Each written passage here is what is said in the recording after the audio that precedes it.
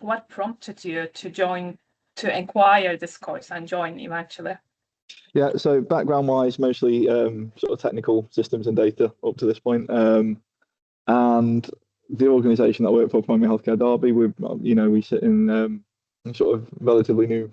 We started using DPS as our DPO as a service provider, and as part of that, obviously, we spoke about the IG practitioner course that you guys offered, and it seemed like a really useful thing for me to go on to be able to bridge that gap between sort of the DPO and the organisation, to actually be able to do the IG lead role well, to understand the concepts that sort of sat under the things that we were having to comply with, and also to help us make our sort of internal IG frameworks more robust, more sort of well-grounded. This is not like a 2 days, 3 days course. It's like a 5 months long hands-on practitioner course. So how was the experience for you in alongside with a full-time like high responsibility role as yours? How did you manage it? How did you find it?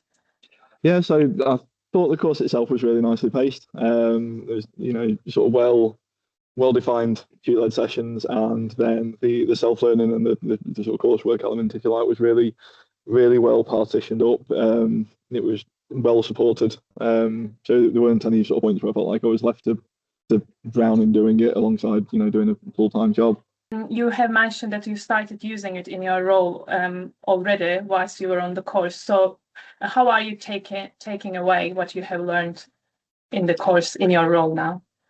Yeah, so tutors-wise, it was fantastic, a tremendous amount of experience actually delivering the course itself, which really helps with some of the sort of real-world application of the concepts. It wasn't sort of a simple academic process of learning by rote. It was actually, applied to examples and scenarios that have been borne out by the people that are delivering the course in the real world. So that helped.